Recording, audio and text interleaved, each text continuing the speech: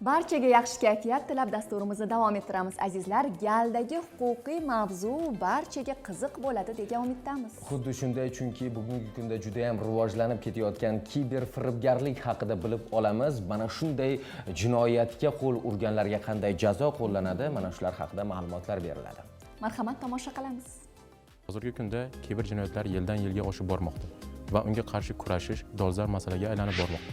Bu borada birgina statistik ma'lumotning o'zi ham uning qanchalar aktualligini bizga ko'rsatib beradi. Milliy qonunchiligimizga e'tibor qaratadigan bo'lsak, O'zbekiston Respublikasi Jinoyat kodeksining 168-moddasi 3-qismi G bandida aynan axborot texnologiyalari yordamida sodir etiladigan firibgarlik uchun javobgarlik belgilangan va u uchun 5 yildan 8 yilgacha ozodlikdan mahrum qilish jazosi bor. 2025-yil 30-aprelda O'zbekiston Respublikasi Prezidentining 153-sonli, ya'ni axborot texnologiyalari yordamida sodir etiladigan jinoyatlarga qarshi kurashish tizimini takomillashtirish chora-tadbirlari to'g'risida Prezident qaror qabul qildi. Ushbu hujjat asosida yangicha kiber jinoyatlarga qarshi kurashishning mexanizmi yaratildi. Bu borada ichki ishlar organlari kiber jinoyatlarga qarshi kurash faoliyatini muvofiqlashtiruvchi organ etib belgilandi. Qolaversa, endilikda aynan axborot texnologiyalari yordamida sodir etiladigan jinoyatlar javobgarlikni aynan u yordamida sodir etilsa, bu javobgarlikni og'irlashtiruvchi holat sifatida e'tirof etilishi ham nazarda tutib o'tilmoqda. Va yana shuni eslatib o'tishimiz kerakki, bu yerda aynan fuqarolar uchun ham ularni ogohlikka chorlovchi yangi normalar ham kiritilyapti va buni albatta ular bilib qo'yish kerak.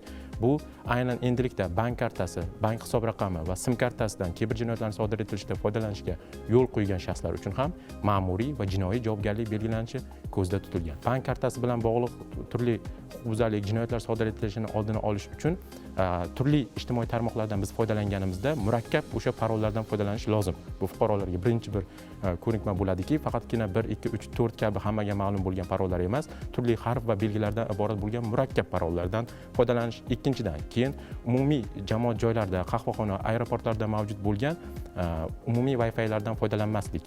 Chunki bu yerda aynan o'sha hakerlar orqali turli akkauntlarga ulanish va uni egallab olish holatlari ko'p uchraydi. Qolaversa, o'sha ijtimoiy tarmoqlardan foydalanganimizda, jumladan Telegram ijtimoiy tarmog'idan foydalanganda 2 bosqichli verifikatsiya tizimini yo'lga qo'yish. Bu aynan o'sha tizimga kirish holatini muhofaza etadi.